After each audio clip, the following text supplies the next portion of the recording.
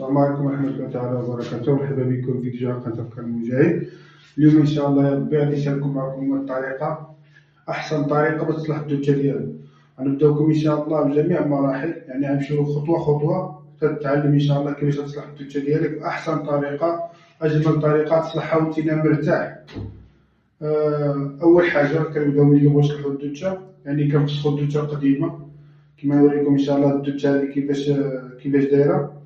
وغادي ان شاء الله نمشيو خطوه خطوه، غادي نفسخو ان شاء الله الاكسسوارات ديال الدوشة القديمه كامله. الدوشة عندنا فيها حتى السخان، فيها الفيديو اتصل بيه الطواليت، عندنا فيها لافابو، عندنا الدوشة فيها حتى البانيو.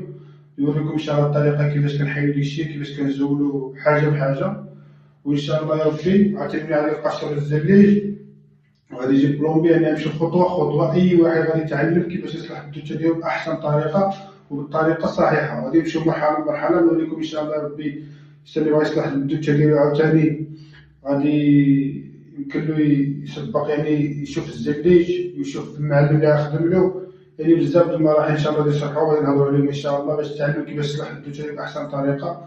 يعني ماشي تصلح الدوشة ديالك وانتينا يعني مكرفص من الاول، وجيب هادي باقي هادي جيب هادي باقي. نوريك ان شاء الله الطريقه كيفاش تصلح الدوشة ديالك احسن طريقه، كيفاش تشري السلعه ديالك، كيفاش تختار الزليج.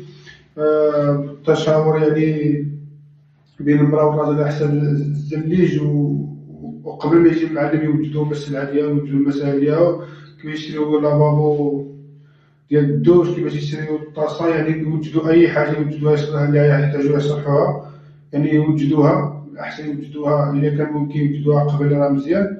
إلا مكانش يعني تيجي المعلم يمشي معاهم يوريهم، مكانوش كيعرفو يعني يقدر يوريهم وينصحهم.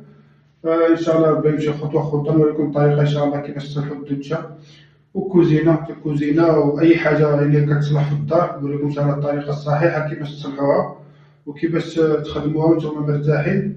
واهم حاجه في هادشي كامل هو تختار معلم يكون يعني ثقه، يكون معلم كيخدم معقول. يعني ما ديرش السلعه ديالك وتخسر فلوسك، يعني انت تخسر فلوسك كتكون طمع بين الامور ديالك تكون ان شاء الله على ما يرام. غيكون داكشي كيما باغيتينو، كيما كتخطط وتكون الدوشة ديالك غتجبر ان شاء الله في الاخير. هذا هو المهم. ان شاء الله نخليكم ان شاء الله تشوفوا الدوشة كيفاش كاينه، كيفاش دايره دابا. غنمشيو خطوه خطوه كيما قلت لكم. غادي نشرح لكم الطريقه كيفاش تصلحوا الدوشة ديالكم وانتم مرتاحين، ماشي الدوشة اي حاجه بغيتي تصلحها في الدار ديالك، كيفاش توجد لها، كيفاش تصلحها وانتينا يعني مرتاح. وجد الامور ديالك كامله. اختار المعلم يكون معلم مزيان، معلم ثقه. يعني كاين بزاف الطرق غادي نوريكم كيفاش تختاروا المعلم. ان شاء الله ربي اللي غادي يصلح لكم الدوشة ديالكم ويخليكم يعني مرتاحين، وتمشيو مع نتوما تمشيو مع مرتاحين. يعني تكونوا هو كيخدم لكم وانتم مرتاحين وعارفين بان الجوده وداكشي اللي كتمناو انه تشوفوا في الاخر غادي تجيبوا نتيجه مزيانه.